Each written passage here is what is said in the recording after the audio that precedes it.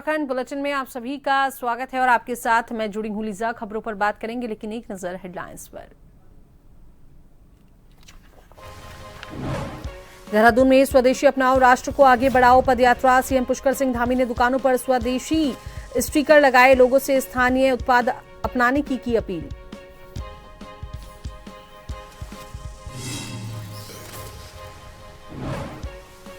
CM Pushkar Singh Dhami ने देहरादून विधानसभा में विभिन्न कार्यालयों का किया निरीक्षण। अधिकारियों को समयबद्ध और पारदर्शी तरीके से जनता के कार्य निपटाने के निर्देश दिए।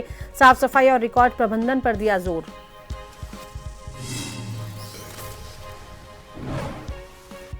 प्रदेश कांग्रेस अध्यक्ष करण महारा के नेतृत्व में नेताओं ने राजभवन का किया कूच। पुलिस से हताड़ी बड़कला पर झड़प, कानून व्यवस्था ध्वस्त होने का आरोप। हरक सिंह रावत ने भी सरकार पर लगाए गंभीर आरोप।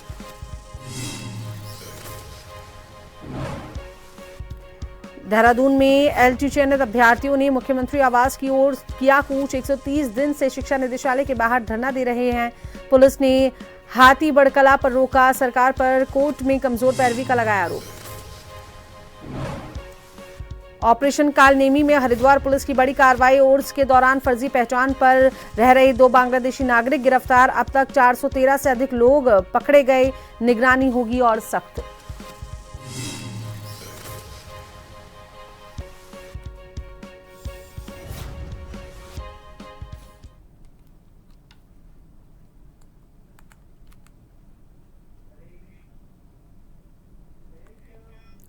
तो चलिए बात कर लेते हैं खबरों पर विस्तार से। तो राजधानी देहरादून में मंगलवार को स्वदेशी अपनाओ, राष्ट्र को आगे बढ़ाओ जागरूकता अभियान के तहत घंटाघर से पलटन बाजार तक पदयात्रा निकाली गई और इस दौरान मुख्यमंत्री पुष्कर सिंह धामी ने भी पदयात्रा में शामिल होकर दुकानों पर स्वदेशी के स्टिकर लगाए और लोगों से स्वदेशी अपनाने की अपील की। उन्होंने कहा कि प्रधानमंत्री नरेंद्र मोदी के आह्वान पर यह अभियान चलाया जा रहा है।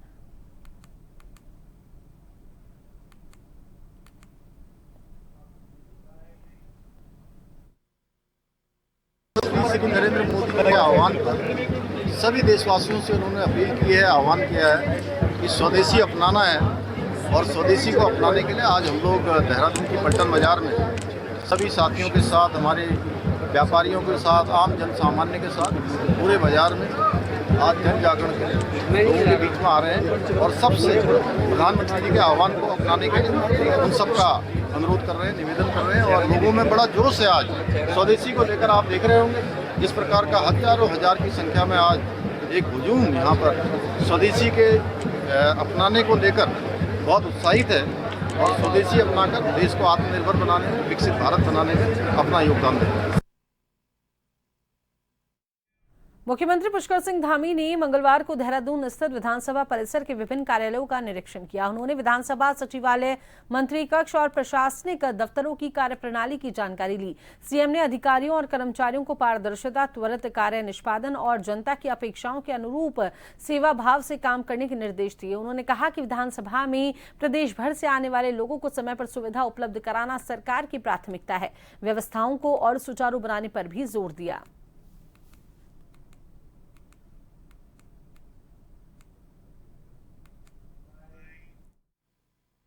विधानसभा भी जो है यहाँ पर हमारे सभी आदरणीय मंत्रीगणों का कार्यालय है और मेरा भी कार्यालय है। तो इस निमित्त मैं आज आया हूँ। मैंने देखा है कि सभी विधान भवन परिसर के अंदर भी जाकर सभी से बात भी की है और देखा भी है कि यहाँ पर लोग आते हैं, मिलते हैं और किस प्रकार से यहाँ पर और व्यवस्थाएं होनी चाहिए और कैसा सेटअप होना चाहिए, ये सभी देखा है। जिससे कि ये नियमित रूप से आने वाले हमारे प्रदेश भर के लोग, जो फरियादी आते हैं, जरूरतमंद लोग आते हैं, आम जनता, सामान्य जनता के लोग आते हैं, उनको यहाँ पर आसानी हो और आसानी से उनको सुविधाएं प्राप्त हो, लोगों से हमारे मिलने का अवसर मिले। उत्तराखंड कांग्रेस के नेताओं ने प्रदेश अध्यक्ष करण महारा के नेतृत्व में राजभवन कूच किया। कूच करने पहुंचे कांग्रेसियों को पुलिस ने बैरिकेडिंग कर हाथी बड़कला के पास रोक लिया। इस बीच कांग्रेस नेताओं और पुलिस प्रशासन के बीच जो है जमकर झड़प हो गई। इस दौरान बड़ी संख्या में कांग्रेस नेता राजभवन घेराव में शामिल हुए। इस अवसर पर प्रदेश अध्यक्ष करण महारा ने आरोप लगाया कि प्रदेश में कानून व्यवस्था बिल्कुल ध्वस्त हो गई है और आपराधिक घटनाएं लगातार बढ़ रही हैं। वहीं कांग्रेस के वरिष्ठ नेता हरक सिंह रावत ने भी कानून व्यवस्था को लेकर के सरकार को घेरा और गंभीर आरोप लगाए।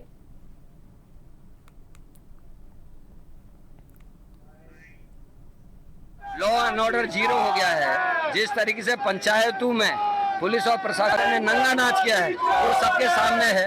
दिन दहाड़े डकैती की गई है हमारे वोटर्स की, और हाईकोर्ट के जो निर्देश है उसमें साफ हो गया कि एसएसपी और वहाँ की पुलिस ने क्या किया है। बेताल घाट और दौराहाट आपके सामने है। तो ये पुलिस का दुरुपयोग बीजेपी ने किया है। इनकी सरकार में डकैतियां बढ़ रही हैं, लूट हो रही है, बेटियों के बलात्कार हो रहे हैं, हत्याएं हो रही हैं, पेपर लीक, भर्ती घोटाले हो रहे हैं। दूसरी तरफ आपदा में कुप्रबंधन है। आपने देखा होगा धराली की स्थिति क्या थी, और उसके बाद थराली में जब बाढ़ आई तो मुख्यमंत्री गए, लेकिन जहां ज्यादा पीड़ित थे वहां नहीं गए। प्रदेश के अंदर कानून व्यवस्था ध्वस्त हो गई।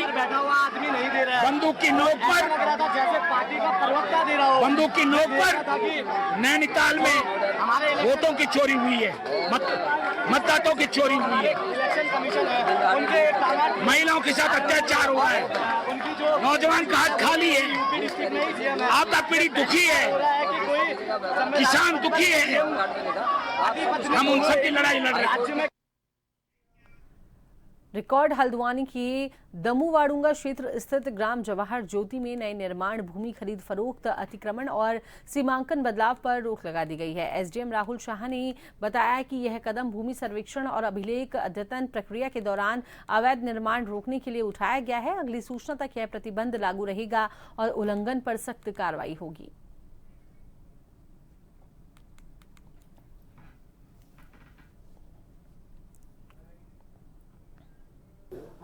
जवाहर ज्योति दमुवाडुंगा 2016 में ही राजस्व कानून घोषित हो चुका था। तत्समय उसमें धारा 48 का नोटिफिकेशन किया गया था। तकनीकी कारणों की वजह से उसको बंद किया गया। इस वर्ष माननीय मुख्यमंत्री जी के निर्देश के उपरांत 21 अगस्त को धारा 48 दोबारा इसमें नोटिफाई हो चुकी है, जिसके क्रम में रिकॉर्ड ऑपरेशन उसमें अब प्रारंभ कर दिया जाएगा। रिकॉर्ड ऑपरेशन जिसका किया जाना है वो मॉडर्न टेक्नोलॉजी से डीजीपीएस सर्वे या अन्य मशीनों के माध्यम से किया जाना है, जिसके लिए टेक्निकल एजेंसी अपॉइंट की जा रही है। क्योंकि लगा नोटिफिकेशन होने के पश्चात ये संभावना बनी हुई थी कि जो राज्य सरकार की भूमि है या सार्वजनिक उपयोगिता की भूमि है, इसके अलावा सड़क, नाली, नहर या नालों की भूमि है, उसमें भी अतिक्रमण होने की संभावना बनी है, जिसके दृष्टिगत किसी भी प्रकार के नए निर्माण पे और किसी प्रकार का खरीद फरोख्त करना, क्योंकि वहाँ अभी भी पूर्णतः अवैध है, क्योंकि अभी रिकॉर्ड ऑफ राइट जो भूमि अधिकार वहाँ भी प्रदान नहीं किया गया। ऐसे में लैंड फ्रॉड होने की संभावना बनी हुई है, जिसके दृष्टिगत वहाँ पे क्रय विक्रय को भी रोका गया है। सिविल हरिद्वार पुलिस को ऑपरेशन कालनेमी के तहत बड़ी सफलता हाथ लगी है। पिरान कलियर थाना पुलिस ने उर्स के दौरान फर्जी पहचान के सहारे रह रहे 2 बांग्लादेशी नागरिकों को गिरफ्तार किया। एसएसपी परमेंद्र सिंह डोबाल ने बताया कि अब तक जिले में 413 से ज्यादा लोगों को पहचान छुपाकर रहने के आरोप में पकड़ा गया है। कार्रवाई आगे भी जारी रहेगी और संदिग्ध गतिविधियों पर पुलिस की पैनी नजर रहेगी।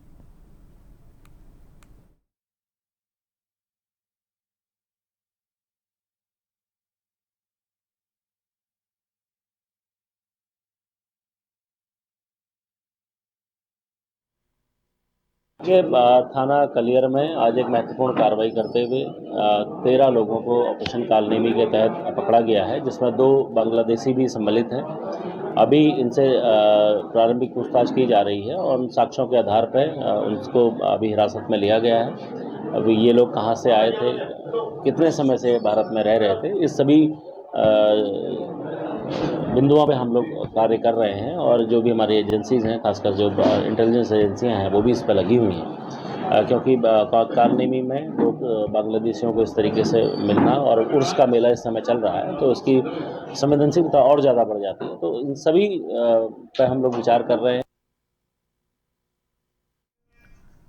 तिवारी हल्द्वानी के सुशीला तिवारी अस्पताल में उपनल कर्मचारियों का धरना 23वें दिन भी जारी रहा। कर्मचारियों ने थाली और घंटी बजाकर विरोध जताया। विधायक बंसीधर भगत ने आश्वासन दिया कि बुधवार को 5 सदस्यीय प्रतिनिधिमंडल देहरादून में मुख्यमंत्री से मुलाकात कर अपनी मांग रखेगा।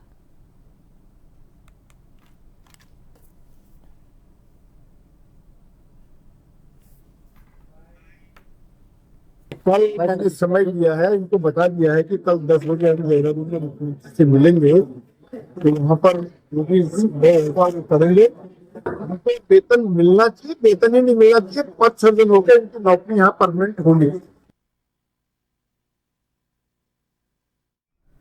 कपूर हल्द्वानी के रामपुर रोड बेल बाबा क्षेत्रों में ऑल्टो और स्कॉर्पियो की आमने सामने भिड़ंत में एक ही परिवार के 3 लोगों की मौत हो गई। 2 गंभीर रूप से घायल हैं। मृतकों में हाफिज शाहजहां और अफसरी शामिल हैं, जबकि जाहिद और मुस्कान घायल हैं। परिवार रुद्रपुर से लौट रहा था तभी हादसा हुआ। प्रत्यक्षदर्शियों के अनुसार स्कॉर्पियो तेज रफ्तार में थी। पुलिस ने घायलों को अस्पताल पहुंचाया और मामले की जांच शुरू की।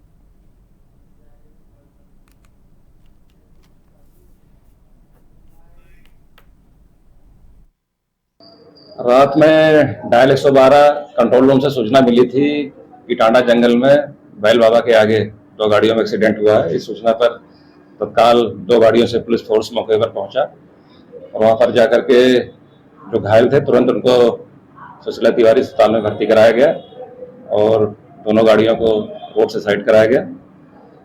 इसके बाद उसमें से 3 लोगों की मृत्यु हो गई है और दोनों गाड़ियों को कब्जे में लिया गया है और जो स्कॉर्पियो गाड़ी का ड्राइवर है उसमें से एक आदमी को हिरासत पुलिस में लिया गया है।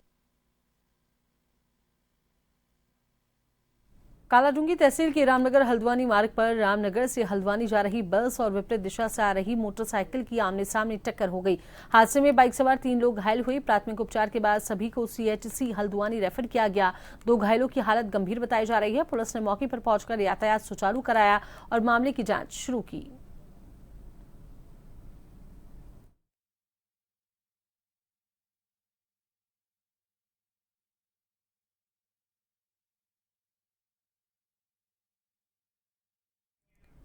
LT चयनित अभ्यर्थियों ने नियुक्ति की मांग को लेकर देहरादून में मुख्यमंत्री आवास की ओर कूच किया। 130 दिन से शिक्षा निदेशालय के बाहर धरना दे रहे अभ्यर्थियों ने आज हजारों की संख्या में मार्च निकाला। पुलिस ने हाथीबड़ कला के पास उन्हें रोक दिया। अभ्यर्थियों का आरोप है कि सरकार कोर्ट में उनके पक्ष में मजबूती से पैरवी नहीं कर रही है। उन्होंने मुख्यमंत्री से सीधे हस्तक्षेप की मांग की है ताकि नियुक्ति प्रक्रिया बहाल हो सके।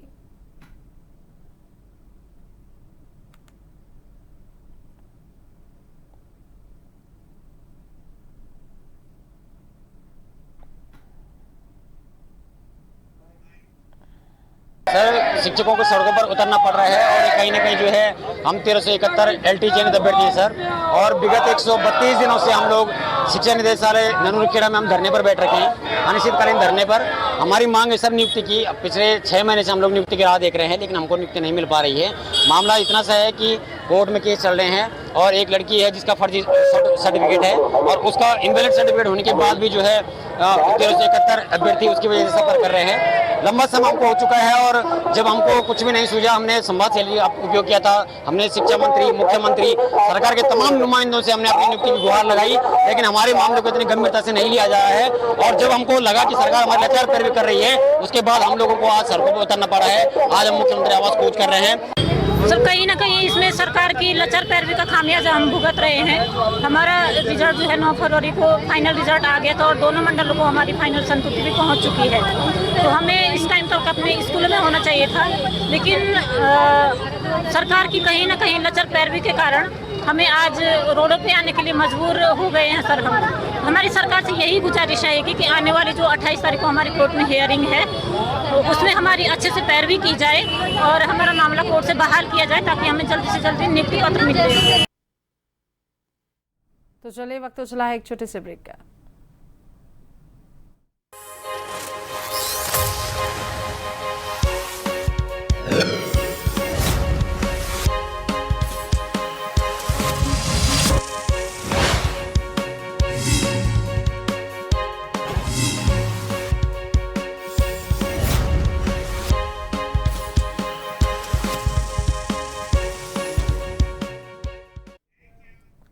ब्रेक के बाद स्वागत है। खबरों के सिलसिले को आगे बढ़ाते हैं तो 5 दिन बाद बहादुराबाद में धरना देने के बाद आज मंगलौर कोतवाली में भारतीय किसान यूनियन के पदाधिकारी धरने पर बैठ गए। किसान यूनियन के लोगों का कहना है कि नारसन ब्लॉक के गांव नगला चीना में रात 2 लोगों के घरों में कई लाख रुपए की डकैती हुई। इस दौरान डकैतों द्वारा फायरिंग भी की गई। किसान यूनियन के मुताबिक अब से पहले भी इसी गाँव में डकैती हुई थी, जिसका आज तक कोई खुलासा नहीं हो पाया। वहीं आज भारतीय किसान यूनियन के गढ़वाल मंडल अध्यक्ष संजय चौधरी, जिला अध्यक्ष राजीव शास्त्री के नेतृत्व में दर्जनों किसान कोतवाली परिसर में धरने पर बैठ गए, जिसके बाद कोतवाली प्रभारी शांति कुमार और SSI रफत अली ने किसानों को आश्वस्त किया कि 15 दिनों के भीतर सभी डकैती का खुलासा कर दिया जाएगा, जिसके बाद किसानों ने अपना धरना समाप्त कर दिया। कोतवाली में धरना इसलिए दिया कि हम लोग कल जो लाठीचार्ज हुआ था उसके कई दिन धरना चला बहादुराबाद टोल पर, फिर रायती घर आए तो हमारे जोगेंद्र सिंह ग्राम अध्यक्ष नगला शिंदा के, उनके यहाँ जो रात डकैती लगी और सामान लेके, और जब वो लड़का पीछे भागा तो बदमाशों ने उसके फायरिंग भी करा, तो पूरी तरह से अराजकता फैल ली। हमारा अभी एक अनुरोध है यहाँ की पुलिस प्रशासन तो कि जो ये सड़क पर लग रहे हैं काली वर्दी वाले, ये लोगों को बिना वजह दुखी कर रहे हैं और उन्हें लगाया जाए, इन्हें बदमाशों को पकड़ना होता। 25 दिसंबर 2024 को हमारे घर पे डकैती पड़ी थी, जिसमें 3-4 लाख रुपए का नुकसान हुआ था। 8 महीने हो गए, अब तक कोई कार्रवाई नहीं हुई, उसमें ना कुछ हुआ। कल रात फिर दोबारा डकैती पड़ी, 2 घर में पड़ी। गांव में इतना डर का माहौल है कि गांव में आदमी रहना नहीं चाह रहा। हम तो किराए पर कमरे दिवा दो, हमें सस्ते से कहीं पैसे नहीं आए, नहीं हम तो रुड़की में मोल लेकर लेते। कितने की डकैती? डकैती कल भी 4-5 लाख रुपए की होगी। और कन्नों के धरे को गई गोली उसके भाई के सुर। पिछली बार तो गोली नहीं चलाई, अब को उन्होंने गोली चलाई, कन्नों के धरे को गई। अगली बार गोली में सिर में मारोगे। और हमें डर लग रहा, हम कप्तान साहब को भी कहना चाहते आपके माध्यम से, हमें कहीं कमरा दिवा दो 500-700 रुपए जो महीने का हो, हम उस कमरे पर आ लगे। हम गाँव को खाली करना चाह रहा, पूरा गाँव खड़ा, सब में डर का माहौल, पूरा गाँव खाली करना चाह रहा गाँव को। करणी सेना द्वारा नगरपालिका परिषद के अंदर पूर्व में बनाए गए सामुदायिक भवन को कूड़ा घर बनाने के विरोध में नगरपालिका के मुख्य गेट पर नगरपालिका प्रशासन के खिलाफ जमकर नारेबाजी करते हुए प्रदर्शन किया गया। करणी सेना युवा शक्ति के प्रदेश अध्यक्ष सूरज चौधरी ने कहा कि कुछ वर्षों पूर्व नगरपालिका परिषद में सामुदायिक भवन की स्थापना की गई थी, जिसमें न्यूनतम दरों पर सर्व समाज के लोग अपनी कन्याओं का विवाह करने के साथ अन्य धार्मिक सामाजिक कार्य करते थे। उन्होंने कहा कि कुछ वर्षों से नगरपालिका द्वारा इस सामुदायिक भवन को कूड़ा घर वन में तब्दील कर दिया गया है, जिससे अब यहाँ पर ना तो निर्धन कन्याओं का विवाह हो पाता है और ना ही धार्मिक और सामाजिक कार्य संपन्न हो पाते हैं। उन्होंने कहा कि इस मामले में पूर्व में एसडीएम रामनगर को ज्ञापन भी दिया गया था, लेकिन 1 माह से अधिक का समय बीतने के बावजूद भी कोई कार्रवाई नहीं की गई।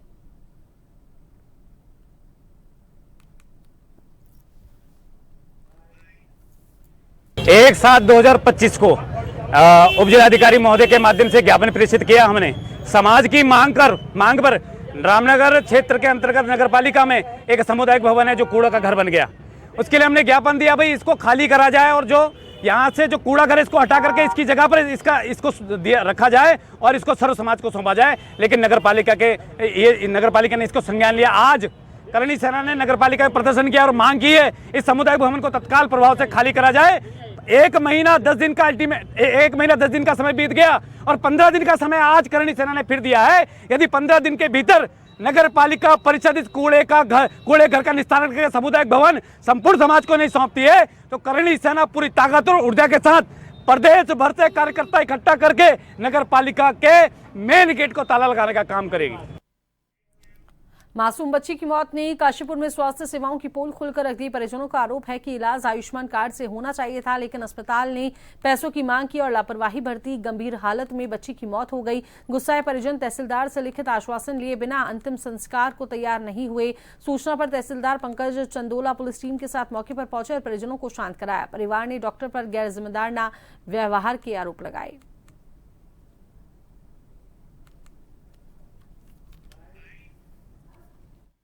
पहले दिन ले जाते ही अल्ट्रासाउंड, यूरिन टेस्ट करवाया, लीवर वो ये सब अपनी खून की जांचें दोबारा करवा रहे थे मेरे से। तो उसके बाद फिर अगले दिन भी सेम जांचें, फिर तीसरे दिन भी सेम जांचें। फिर तीसरे दिन में मैंने कहा मेरी लड़की दे दो, मैं अपना कहीं और करवा लूंगा। तो मुझसे कह रही तुम आज 2 दिन दे दो मुझे, मैं 2 दिन में तुम्हारी लड़की ठीक कर दूंगी। कल रात तीसरा दिन था, लास्ट दिन अपनी लड़की को अच्छा खासा खिला के आया हूँ। 10 बजे से लेके कम से कम पौन घंटा खूब खेला। मैं अपने बच्चे को खाना वाना खिला के लॉलीपॉप भी खिलाया। उसके बाद मेरी लड़की के रेस्ट करने के टाइम पे इन्होंने पता नहीं कौन सा इंजेक्शन दिया। उस इंजेक्शन के बाद 10 मिनट बाद मेरी लड़की का काला खून आने लग गया था यहाँ से भी, और यहाँ से भी मेरी लड़की का खून अब तक लग रहा है मेरे। साहब इतनी दिक्कत है और हमें साहब इंसाफ चाहिए। ये बहुत, और स्टाफ और डॉक्टर बहुत बदतमीज है। हमें कल से इन्होंने छुट्टी नहीं करने दी, इतनी जोर लगा लिया, हमें छुट्टी नहीं करने दे रहे कैसे भी करके। साहब उस वक्त आप थे जब इंजेक्शन लगाया था? इस वक्त मेरी वाइफ थी, मेरी वाइफ के सामने लगाया था। हल्का फुल्का इन्फेक्शन जो था, बुखार आ रहा था, उसके लिए ट्रीटमेंट चल रहा था। शरीर में जो पानी है उसके लिए दवाइयां चल रही थी एंड कभी कभी उसको ऑक्सीजन की जरूरत पड़ रही थी। बस इसके सिवा और कुछ ट्रीटमेंट नहीं है। हाँ, इनको रिलेटिव्स को सब कुछ एक्सप्लेन है, सब बताया गया था। देखिए कोई भी अस्पताल है, बच्चों को एडमिट कर रहा है या किसी को भी एडमिट कर रहा है, आईसीयू में रखा है, आईसीयू में पेशेंट को सारी एक्सप्लेनेशन डेली बेसिस पे डॉक्टर्स देते हैं, जो मेरे द्वारा भी दी गई थी। अब वो बच्चा सडनली कोलैप्स हुआ है। बरसात के दौरान आकाशीय बिजली गिरने से मंगलौर के मन्नाखेड़ी गांव में दर्जनों घरों के बिजली के उपकरण खराब हो गए। दरअसल मंगलौर क्षेत्र के मन्नाखेड़ी गांव में आकाशीय बिजली गिरने से हजारों रुपए के विद्युत उपकरण खराब हो गए। गनीमत रही कि कोई जनहानि नहीं हुई। मन्नाखेड़ी गांव में रात अचानक मौसम ने करवट बदल ली और तेज गर्जना के साथ हवा और बारिश शुरू हो गई, जिससे मन्नाखेड़ी गांव निवासी मोनू प्रधान के मकान की तीसरी मंजिल पर लगे वाईफाई के पोल पर आकाशीय बिजली तेज गड़गड़ाहट के साथ गिर गई।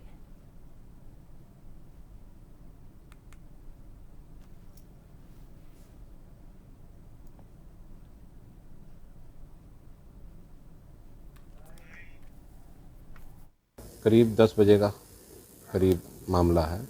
काफ़ी तेज़ बारिश हो रही थी। इतनी भयंकर आवाज़ आई कि जब उसकी रोशनी दिखाई दी तो आंखें बंद हो गई।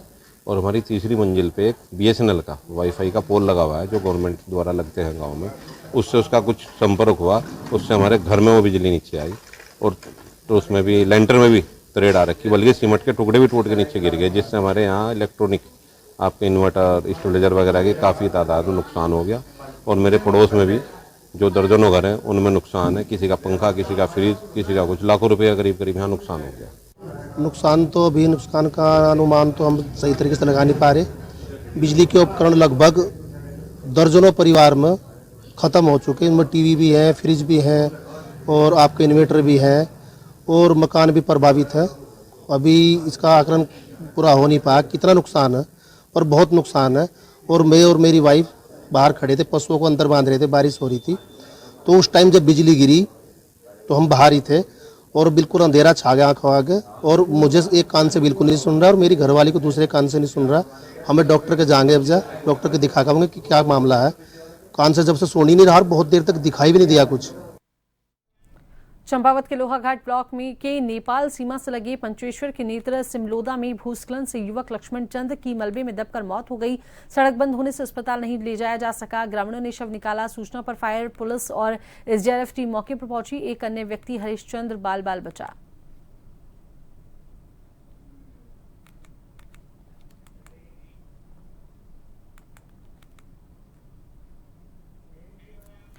आगामी 20 मार्च से शुरू होने वाले चैत्र नवरात्रि के अवसर पर कुमाऊं के सुप्रसिद्ध मेले में शुमार चैती मेले के आगाज से ठीक 6 माह पूर्व काशीपुर में मां बाल सुंदरी देवी के नगर मंदिर से ध्वजा यात्रा निकाली गई, जो कि मां बाल सुंदरी देवी के नगर मंदिर से शुरू होकर मां के चैती मंदिर पर पहुंची और परंपरागत धार्मिक अनुष्ठान के बाद वापस नगर मंदिर आकर समाप्त हुई। इस दौरान मां के प्रतीक रूप में नारियल को लेकर मां बाल देवी मंदिर के मुख्य पंडा विकास अग्निहोत्री पालकी में विराजमान थे।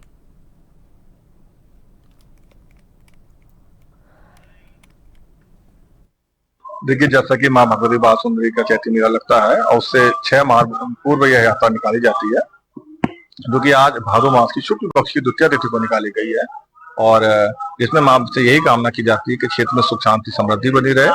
और क्योंकि इस समय महामारियां भी काफी होती हैं, तो उसी की कामना को लेते हुए माता जी से प्रार्थना की जाती है कि शहर में सुख शांति समृद्धि बनी रहे। देखिए, ये जो उत्तरी भारत के सुप्रसिद्ध मेला है, जो कि अब 6 महीने उपरांत चैत्र मास की शुक्ल पक्ष की अष्टमी तिथि में माता जी की यहाँ से प्रतिमा जो है नगर मंदिर से चैती मंदिर को जाएगी और उसी दौरान लाखों की संख्या में श्रद्धालुगण माता जी के दर्शनों को आएंगे। और उसी को परंपरागत रूप से ये 6 महीने पहले ये यात्रा निकाली गई है। किनकी निकाली गई है, रूट क्या रहा है? देखिए, ये पारंपरिक रूटों से ही यात्रा चली आई है, क्योंकि मोहल्ला किला से होते हुए मेन बाजार से नगर निगम से फाटक क्रॉस करके और ये ध्रुव सागर से रोड से होते हुए माता जी के चैती भवन पहुंची और वहां पूजा अर्चना उपरांत पुनः जो है यहाँ से वापसी डॉक्टर लाइन से छावनी होते हुए और बूढ़ा बाबू दूध मेला होते हुए यह पुनः मंदिर में स्थापित हुआ। जन उत्तराखंड बुलेटिन में फिलहाल के लिए इतना ही। बने रहिए जन टीवी के साथ। नमस्कार।